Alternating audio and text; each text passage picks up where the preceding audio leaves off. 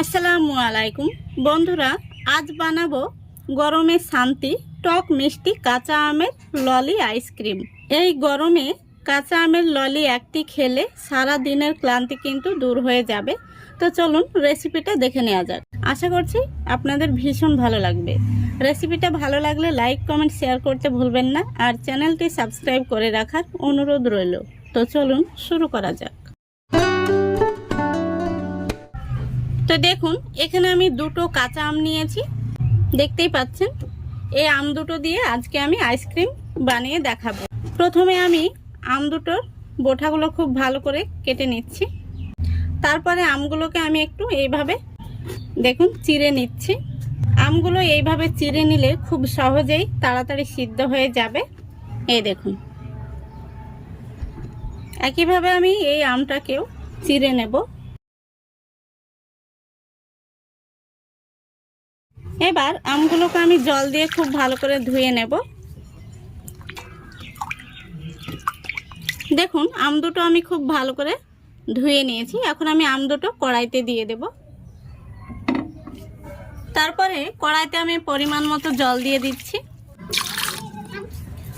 এবার আমি ঢাকনা দিয়ে দিচ্ছি। তারপরে আমি গ্যাসটা অন করে দিলাম। এবার আমি আমগুলোকে খুব ভালো করে সেদ্ধ করে নেব।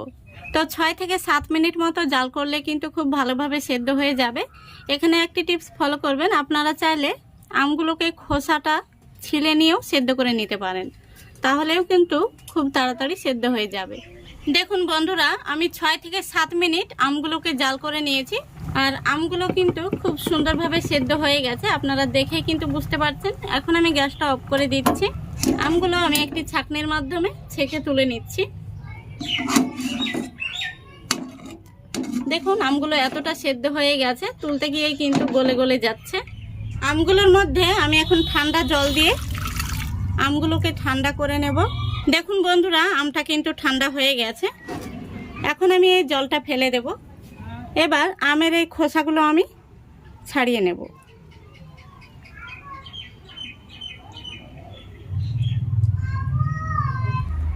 এইভাবে খোসাগুলো ছাড়িয়ে আমের পিউরিটাকে আমি বের করে নেব। এই বীজগুলোকেও কিন্তু ফেলে দিতে হবে। এখন আমি এখানে একটি মিক্সির জার নিয়ে নিচ্ছি, আর জারের মধ্যে আমের এই পিউরিটা দিয়ে দিচ্ছি। তারপরে দিয়ে দিচ্ছি আমি হাফ কাপ চিনি। চিনিটাকে আমি এই জারে করে গুঁড়ো করে নিয়েছি।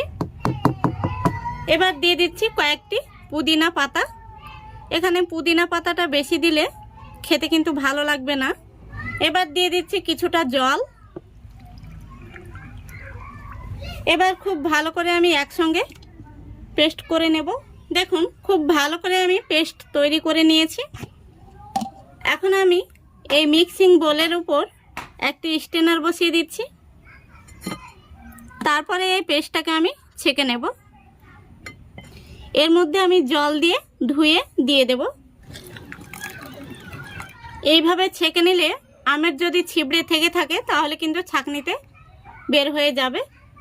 এখন আমি এর মধ্যে দিয়ে দিচ্ছি হাফ চামচ বিট লবণ। তারপরে দিয়ে দিচ্ছি 3 থেকে 4 ফোঁটা মতো গ্রিন ফুড কালার। যেহেতু আজকে আমি কাঁচা আমের ললি আইসক্রিম তৈরি করছি, তাই কাঁচা আমের কালারটা আসার জন্য এখানে আমি ফুড কালারটা ব্যবহার করেছি। আপনারা চাইলে নাও দিতে পারেন।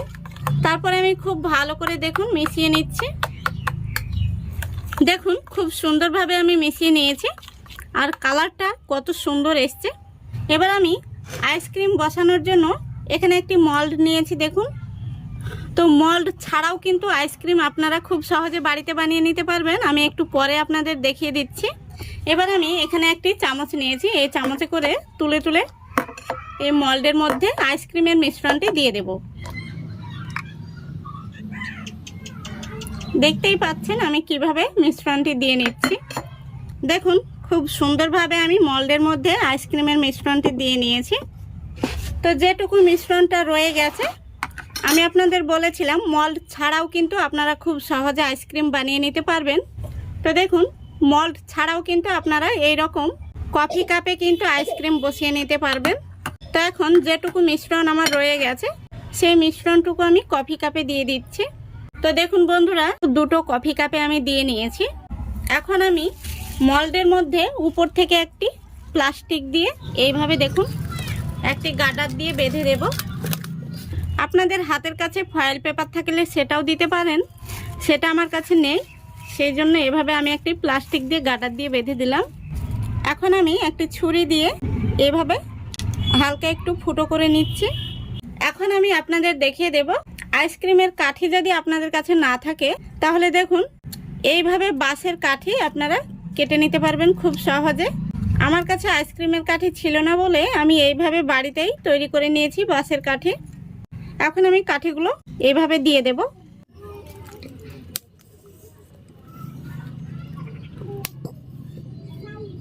দেখুন খুব সুন্দরভাবে আমি কাঠিগুলো দিয়ে নিয়েছি। একইভাবে আমি কফি কাপগুলোতেও প্লাস্টিক দিয়ে একটি গার্ডার দিয়ে বেঁধে দিয়েছি, তারপরে কাঠিগুলো দিয়ে নিয়েছি। তো বন্ধুরা, এইভাবে আপনাদের হাতের কাছে যদি মল্ড অথবা আইসক্রিম কাঠি না থাকে তাহলে দেখলেন তো, আমি আপনাদের দেখিয়ে দিলাম, খুব সহজেই বাড়িতে বানিয়ে নিতে পারবেন। এখন আমি আইসক্রিমগুলোকে ডিপ ফ্রিজে সারা রাতের জন্য রেখে দেব। সকালবেলা ফিরে এসে দেখাবো আইসক্রিমগুলো কেমন বসেছে। তো বন্ধুরা, সকালবেলা চলে এসেছি আইসক্রিমগুলো নিয়ে। এখন আমি আপনাদের দেখাবো আইসক্রিমগুলো কেমন বসেছে। এখন আমি প্লাস্টিকটা তুলে নেব।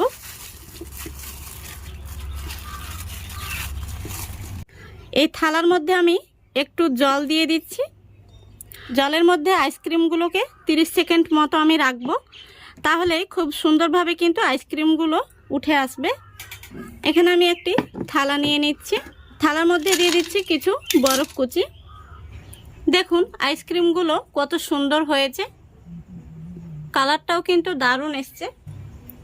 এই দেখুন, প্রত্যেকটি আইসক্রিম খুবই সুন্দর হয়েছে।